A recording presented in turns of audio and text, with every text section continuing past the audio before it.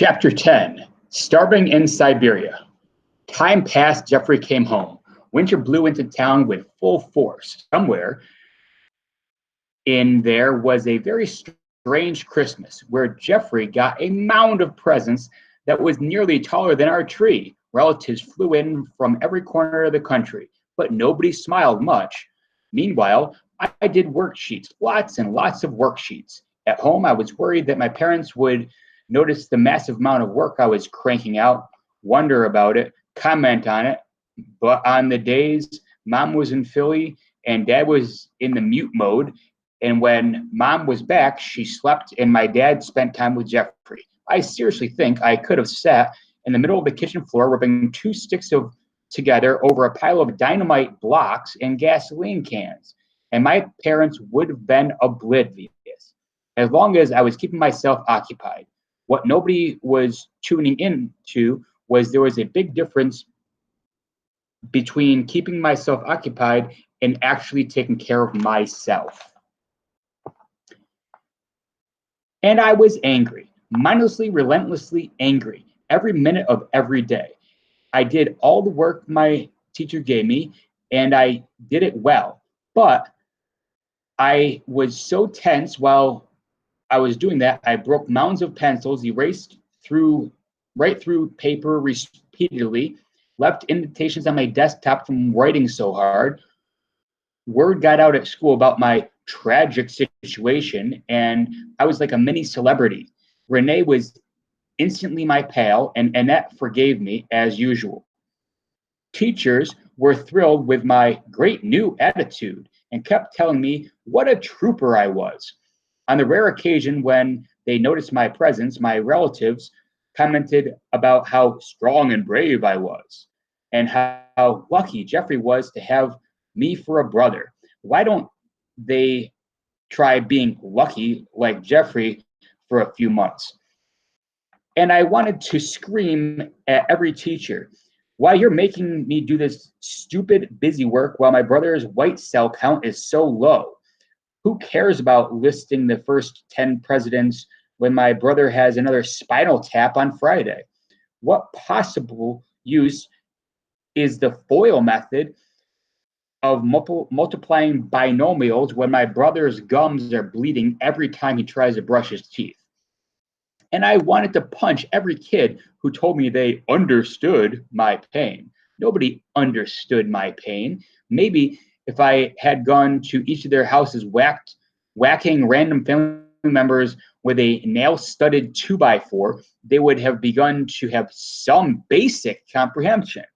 And my parents, they were trying, but God, I couldn't even look at them without having to bite my tongue. Meanwhile, Jeffrey went bald. He lost his beautiful golden hair. Soft ringlets were all over his pillow and shoulders of his favorite Buzz Lightyear PJs and the bathroom sink. And then one day, there was nothing left to fall out. For a long time, he never said anything to me about it. But between that and the swelling in his face from the steroids he was taking, he was looking horrible.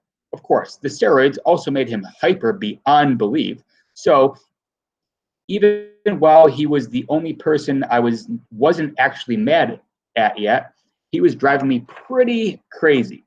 He wasn't able to go to school for weeks on end when his white blood cell counts are so low. So I was basically his sole source of entertainment. A typical weeknight when he went home went like this: sit down to try to do homework, get interrupted by Jeffrey. Please play with me. Ignore brother, try to do homework. Get interrupted by Jeffrey. Come on, Steven, I'm bored. Beg Jeffrey for 5 minutes apiece. Get begged for 5 minutes to play. Steven, you never, ever play with me, ever. Move entire homework operations center to a different room. Repeat steps number 1 through 7 as directed by small, drugged maniac. I did play with him for at least an hour each night, but a lot of times neither of us was concentrating too much on the games. I was constantly hoping for an excuse to stop playing, and Jeffrey often wasn't feeling well. It was like checker night at the terminal board and nausea clinic. Also, if anyone out there ever wants to experience the ultimate and crippling guilt, I recommend that you try beating a bald, bloated 5-year-old cancer patient at a board game. So, to avoid the guilt, I would spend half my time sneakily cheating so that Jeffrey would win over and over, which also sucked because the more he won, the more he wanted to play. There's another thing for which I will feel guilty forever. Jeffrey was driving me so nuts with his need for attention that I was often relieved when he went back into the hospital. I mean, I needed the time off from him so I could catch up on the schoolwork, but how hideous was that? I wish for my own baby brother to be hospitalized just so I wouldn't have to play some one-sided shoots and ladders game. I had a moment of triumph in January when I finally handed in my last overdue worksheet. I wrote about it in English class and even read the journal out loud. Here's the conclusion of the day's entry.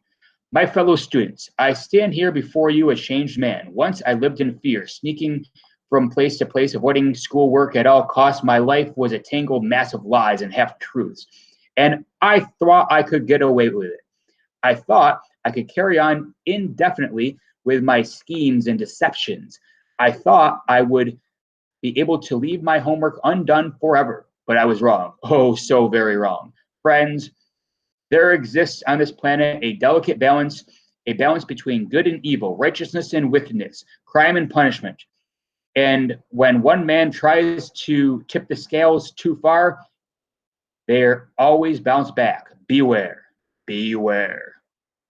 Okay, so the journal prompt was pick my favorite character in Mark Twain's work and explain how he or she is changed by his experience. Miss Palma did commend me on my rhetorical flair, though, and that's got to count for something.